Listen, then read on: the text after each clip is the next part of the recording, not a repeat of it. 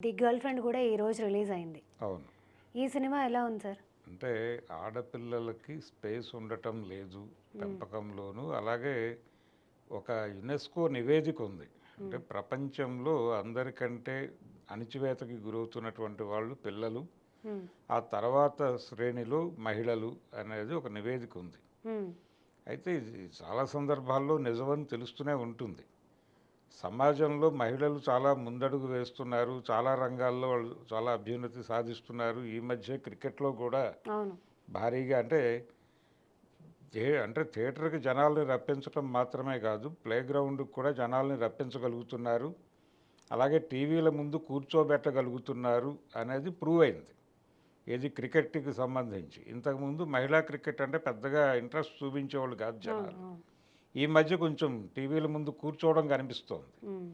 ఇలా అన్ని ఏరియాల్లోనూ ఉమెన్ తమదైనటువంటి ముద్ర వేస్తున్నారు అనేది ప్రపంచానికి అర్థమవుతోంది. వాళ్ళు చాలా దూకుడుగా ముందుకు వెడుతున్నారు. హ్మ్. ఈ వెడుతున్న క్రమంలోనే చాలా చూజీగా కూడా ఉంటున్నారు. చాలా జ్ఞానంతో వ్యవహరిస్తున్నారు.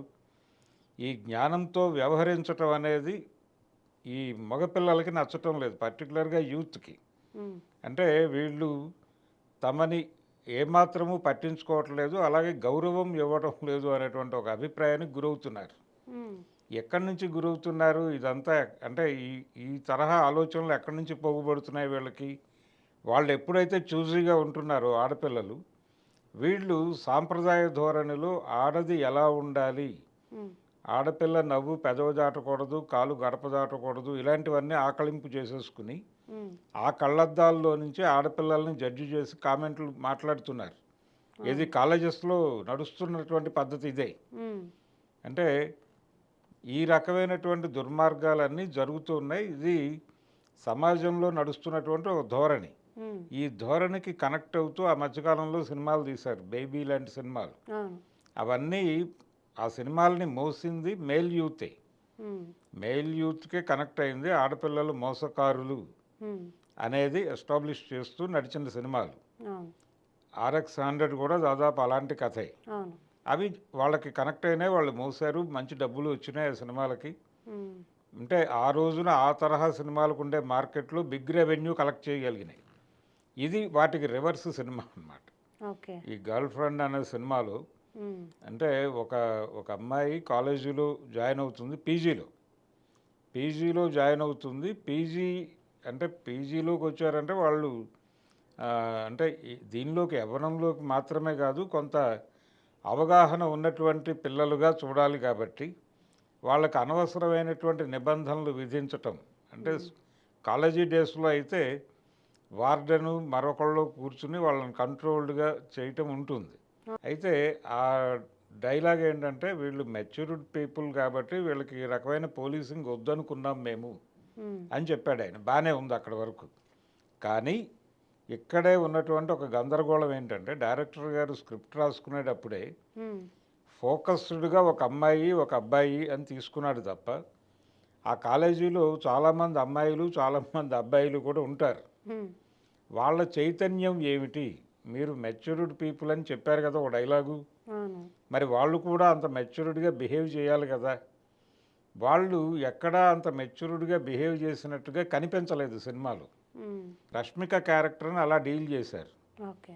అది కొంచెం అంటే ఈ జనరేషను, ఈ టైంలో, ఇంటర్నెట్ యుగంలో, హ్మ్. ఫోన్ హ్మ్. చేతిలో ఉన్నటువంటి యూత్ అలా ఉంటారు అని అనుకోవడం కష్టం. హ్మ్. ఇప్పుడు 80 దశకము, 90 దశకాల్లో వచ్చినటువంటి సినిమాల్లో ఆడపిల్లలు అలా ఉన్నారంటే పెద్దగా ఎవరు ఇబ్బంది పడరు. అవును. అవును. ఈ అమ్మాయిని అంటే కాలేజీలో ఈ అమ్మాయితో ఫ్రెండ్‌షిప్ చేస్తాడు ఒక కుర్రాడు. ఫ్రెండ్‌షిప్ చేసి చాలా ఈజీగా మీద చెయ్యి వేసేస్తాడు. అంతా అడ్మిట్ చేస్తున్నారా అనేది ఒక అబ్జర్వేషన్. హ్మ్. హ్మ్. అయితే ప్రధానంగా డైరెక్టర్ గారు చెప్పదలుచుకుంది ఏంటంటే, అమ్మాయిలని అంటే వాళ్ళ సమాజంలో వాళ్ళ ప్రవేశాన్ని అంగీకరించటం లేదు పురుషులు అనేది చెప్పే ప్రయత్నం చేశాడు. చేసి ఎంతసేపు ఇంటికి కట్టేసేటువంటి ప్రయత్నం చేస్తున్నారు. హ్మ్. అంటే ఈ అమ్మాయిని నేను ప్రేమిస్తున్నాను అని చెప్తాడు హీరో గారు. చెప్పిన తర్వాత ఆ అమ్మాయి కూడా కొంత మేరకు యాక్సెప్ట్ చేస్తుంది. వాళ్ళ ఇంటికి తీసుకెళ్తాడు. తీసుకెడితే అతని మదర్ని చూస్తుంది ఆవిడ. హ్మ్. ఆ మదర్ క్యారెక్టర్ రోహిణి చేసింది. ఆవిడ ఆ సినిమాలో డైలాగ్ ఉండదు ఆ క్యారెక్టర్కి. ఆవిడ అంటే ఆ ఇంటి పెద్ద తన భర్త చనిపోతాడు. తర్వాత భర్త చనిపోయిన తర్వాత వారసత్వం ప్రకారం కొడుకు ఇంటికి యజమాని అవుతాడు కాబట్టి అతను ఏం చెబితే అది చేయటం ఆ ఇంటి కోడలిగా తన బాధ్యత అనుకుని అతను ఎవరో ఒక అమ్మాయిని తీసుకొచ్చిన చాలా గౌరవంగా అమ్మాయిని చూసుకుంటుంది. అలాగే ఆయన కాఫీ ఇవ్వమంటే కాఫీ ఇస్తుంది, టిఫిన్ పెట్టమంటే టిఫిన్ పెడుతుంది, అంతవరకే. ఆవిడ్ని చూసిన తర్వాత రేపు తన భవిష్యత్తు కూడా అదే అనేది అర్థమవుతుంది ఈ అమ్మాయికి, హ్మ్. రష్మిక క్యారెక్టర్కి. అర్థమైన తర్వాత ఇలా ఇలా మనం ఫ్రేమ్లో ఇరుక్కుంటామేమో ఇతన్ని పెళ్లి చేసుకుంటే. హ్మ్. హ్మ్. అంటే ఒక బంధనం నుంచి ఎవరైనా సరే జీవితంలో ఎదగాలంటే తమ జీవితాన్ని తాము నిర్మించుకోవాలి అనేది వాస్తవం. అయితే ఆ నిర్మించుకునే ప్రయత్నంలో ప్రేమ కూడా అవసరమే. కానీ ప్రేమ కూడా ఒక బంధనంగా ఉండకూడదు. అది జీవితాన్ని ఎదిగించుకునేందుకు ఉపయోగపడేలాగా ఉండాలి. కానీ అలా లేదు అనుకున్నప్పుడు నిర్మోహమాటంగా దాన్ని పక్కన పెట్టేసి ముందుకెళ్ళిపోవాలి హ్మ్. అనేది చెప్పదలుచుకున్నాడు ఆయన డైరెక్టర్ గారు. హ్మ్. ఆ చెప్పదలుచుకున్న విషయాన్ని చెప్పడానికి ఆయన ఫోకస్డ్గా ఉండాలి అనే ఉద్దేశంతో ఆ క్యారెక్టర్ని, హీరోయిన్ క్యారెక్టర్ని చాలా అద్భుతంగా విపరీతంగా డీటెయిల్స్ వర్కౌట్ చేసి రాసుకున్నాడు. ఓకే. ఆ డెప్త్ కనిపించింది 2 క్యారెక్టర్లలోనూ. హ్మ్. హ్మ్. అయితే ఆ డెప్త్ మిగిలిన క్యారెక్టర్లన్నింటినీ వాళ్ళ చుట్టూ ఉండే పాత్రలన్నింటినీ అవుట్ ఫోకస్లోకి నడిపింది. దాంతో జనాలు ఏంటి ఎంతసేపు వీళ్ళ గొడవే చూస్తున్నాం మనం అని అనుకుంటారు. హ్మ్. ఆ పక్కన ఉన్నటువంటి వాళ్ళు ఏమిటి మరీ అంత అంత ఇబ్బందికరంగా ఉన్నారు.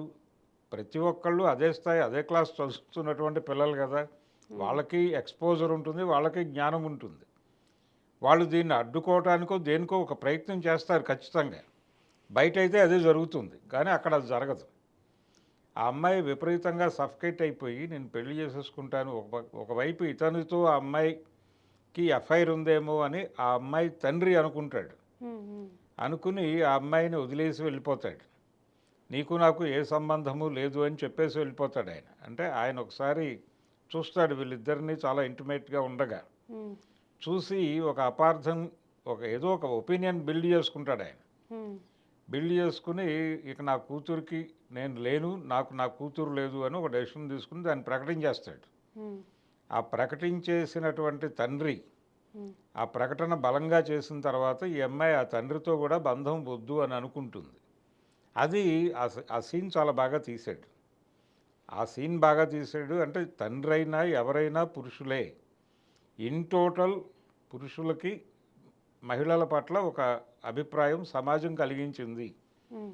ఈ కలిగించటం వెనకాల ఉన్నటువంటి మోటో ఏమిటి అనే దాని జోలికి వెళ్ళలేదు ఆయన. అలాగే ఇప్పుడు మగపిల్లలు ఇలా ఎందుకున్నారు అనేటువంటి చర్చలోకి వెళ్ళలేదు. వెళ్ళకుండా అవన్నీ తీసేసి జస్ట్ సీన్స్గా రాసేసుకుని సినిమాని ఆడియన్స్కి కన్వే చేయాలి అని అనుకున్నాడు. ఏం లేదు, ఆడపిల్లలు మాట్లాడాలి, హ్మ్. తనకి బాలేదు అనుకున్నది బాలేదు అని చెప్పడం మంచిది. అలాగే ఆడపిల్లల క్యారెక్టర్లని వాళ్ళు జనాల్లోకి తీసుకెళ్ళి గ్రాంటెడ్గా తీసుకుని పలచన చేసేటువంటి ప్రయత్నం చేస్తున్నారు, గోడల మీద రాయటం దగ్గర నుంచి మొదలుపెట్టి. హ్మ్. ఈ గోడల మీద రాతలు అనేది పాత సినిమాల్లో గొడవ. ఈ సినిమాలో కూడా గోడల మీద రాస్తారు అమ్మాయి గురించి. హ్మ్. కానీ ఇప్పుడు అంతకంటే టెక్నాలజీ అడ్వాన్స్ అయిపోయి ఫోనుల్లోకి మీమ్స్ రూపంలో వస్తున్నాయి. అవును. కాబట్టి ఆ ఏరియాలో కూడా ఆయన వదిలేశాడు. అంటే అడ్వాన్స్డ్ టెక్నాలజీని కూడా పెద్దగా పట్టించుకోలేదు ఆయన హ్మ్. హ్మ్. డైరెక్టర్ గారు. ఇలాంటి రకరకాల సమస్యలు ఉన్నప్పటికీ ఆ చివరి 20 నిమిషాలు మాత్రం సినిమా నిలబెట్టింది. హ్మ్. అలాగే సినిమా టోటల్గా ఆ సినిమా చూడటానికి ఇబ్బందికరంగా అనిపించకపోవడానికి కారణం వాళ్ళిద్దరి పెర్ఫార్మెన్స్. ఓకే. పర్టికులర్గా రష్మిక ఆ క్యారెక్టర్ని విపరీతంగా ఓన్ చేసుకుని హ్మ్. తను నటించిన పద్ధతి చాలా బాగుంది. చాలా బాగుంది, చాలా కన్విన్సింగ్గా ఉంది. చాలా సీన్స్లో చాలా అద్భుతంగా నటించింది. ఆయన ఏదో ఇంటర్వ్యూలో చెప్పినట్టు ఈసారి జాతీయ స్థాయిలో ఉత్తమ నటి పురస్కారం సంపాదించిన ఆశ్చర్యం లేదు అని అన్నాడు. ఆ! ఆ లెవెల్ పెర్ఫార్మెన్స్ అయితే తను ఇచ్చింది. అంటే రష్మిక కోసం ఈ సినిమా చూడాలి. హ్మ్. అలాగే చివరి 20 నిమిషాలు తను ఏం చెప్పదలుచుకున్నాడో అది చెప్పాడు డైరెక్టర్ గారు. హ్మ్. ఆడపిల్లలు తమకి ఇబ్బంది కలిగించిన అంశాలని సమాజం ముందు ఎటువంటి ఇబ్బంది లేకుండా ధైర్యంగా చెప్పేయడం మంచిది, ఫైట్కి వెళ్ళిపోవడం మంచిది. ఉమ్, మీరు ఈ పెళ్ళిళ్ళు, ప్రేమలు ఇవన్నీ అవసరమే కానీ వీటి పరిధిలో ఇరుక్కోకండి అక్కడ. ఉమ్, మీరు మీ లైఫ్లో మీ గోల్స్ మీకు ఉంటాయి. మీ గోల్స్ రీచ్ అవడానికి మీ ప్రయాణం, మీ యుద్ధం మీరు చేయండి. కొనసాగించి ముందుకెళ్ళిపోండి హ్యాపీగా. ఉమ్, ఎవరిని పట్టించుకోవాల్సినటువంటి అవసరం లేదు. ఉమ్, కానీ సమాజం చాలా నైతిక బెత్తాలు పట్టుకుని మీ మీద దాడి చేసే ప్రయత్నం చేస్తుంది. ఉమ్, ఆ దాడిని ప్రతిఘటిస్తూ ముందుకెళ్ళండి. వాళ్ళు చెప్పినట్టుగా ఏమీ వాళ్ళు మిమ్మల్ని ఆపలేరు. ఆపగలవని చెప్తారు కానీ మీరు తిరగబడితే వాళ్ళు ఏమీ ఆపలేరు. ఉమ్, ఇది కన్వే చేయదలుచుకున్నాడు. అది బలంగా కన్వే చేశాడు. ఓకే. అంతవరకు ఓకే. చివరి 20 నిమిషాలు సినిమా కోసము, అలాగే రష్మిక పెర్ఫార్మెన్స్ కోసము, ఉమ్, అలాగే హీరోగా చేసినటువంటి ఆ దీక్షిత్ శెట్టి ఉమ్, ఆయన పెర్ఫార్మెన్స్ కోసము ఈ సినిమా చూడొచ్చు. ఓకే. అయితే ఈ సినిమా ఫీమేల్స్కి విపరీతంగా నచ్చొచ్చు. డెఫినెట్గా. అంటే ఇప్పుడు ఆ సినిమాలు మేల్ యూత్ ఎలాగైతే మోసారో ఇప్పుడు ఈ ఉమ్, సినిమాని ఫిమేల్ యూత్ మోస్తారా లేదా అనేది పరీక్ష. Okay. Okay sir, thank you.